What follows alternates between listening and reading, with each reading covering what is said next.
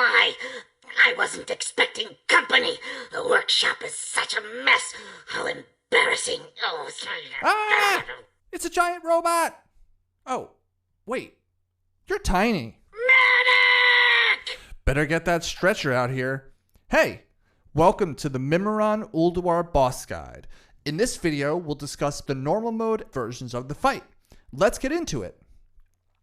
Mimiron is a 4-phase fight with a focus on giant robots. He spawns 3 types of adds in one of the phases as well. A balanced raid composition is needed for Mimiron: 2 tanks, 4 to 5 healers, and a mix of ranged and melee DPS. You'll never actually fight Mimiron, just his mechanical war creations.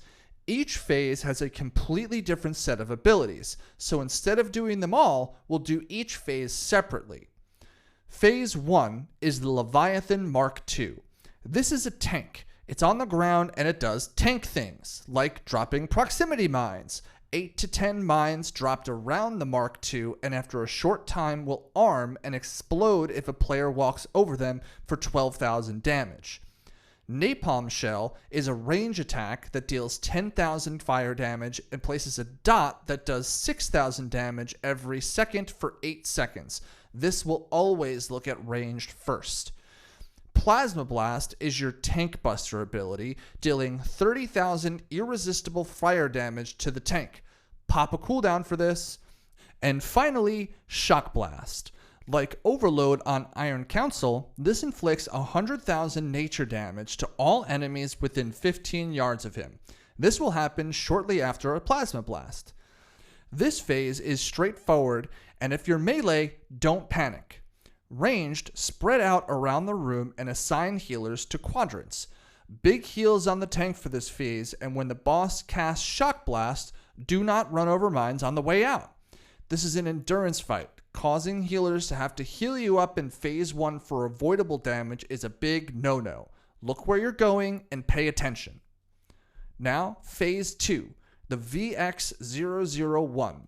This is a robotic gun unit that has no aggro table. It will cast Rapid Burst randomly every half second, dealing 2,000 damage per bolt over its 3-second cast time. This is its primary ability for the phase. Its other abilities are Rocket Strike, which fires a rocket that will travel to a location of a player. This is indicated by a large red and orange mark on the ground. Move out of it. It will auto-kill you for 5 million damage. Heat Wave, which is a raid-wide AoE fire pulse like Saffron and Nax but with fire instead, dealing 3,000 damage instantly and 3,000 damage every second for 5 seconds. Finally, he'll cast Pew Pew Laser Barrage. After a 4-second cast, the robot will shoot a laser in a random direction and spin slowly. The laser will inflict 20,000 fire damage every 0.25 seconds and last 10 seconds.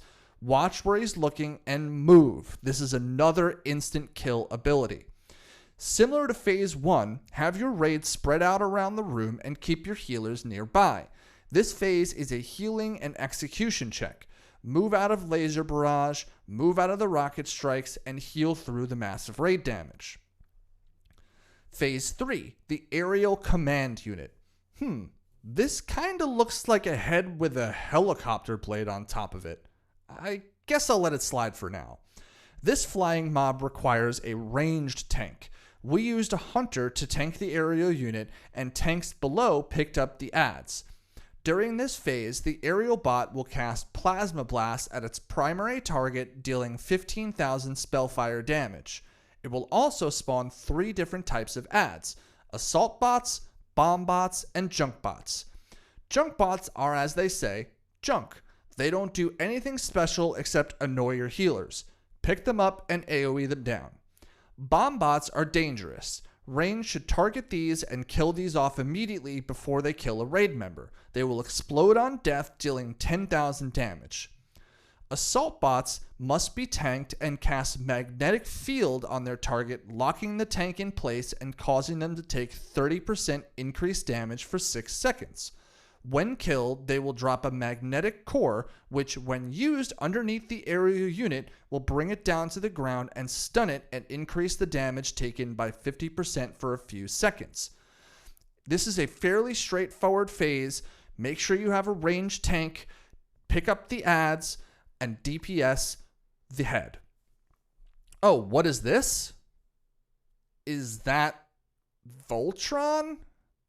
Yep. This phase is all the first 3 phases put together. You'll now notice that the pieces you've been fighting are actually making up one giant mechazoid that is thirsty for your blood. They will all have 50% of their HP, and all 3 pieces must die within 10 seconds of each other, so coordination here is key. Something to note is that the adds will no longer spawn from the aerial unit, but it still must be tanked, so have your hunter or ranged tank pick it back up quickly. Have your tank pick up the bottom, specify your DPS on which section they're going to kill. Melee can hit the middle section and the bottom section. Ranged should be on the top section and the middle section.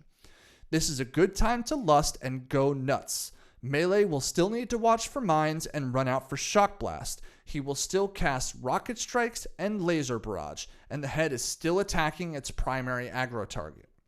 This fight relies heavily on execution, positioning, preparation, and raid awareness. Congratulations, you've done it. All the keepers are now free of the old god's corruption, and you're ready to break into the prison of Yogg-Saron. Thanks for watching. See you next time.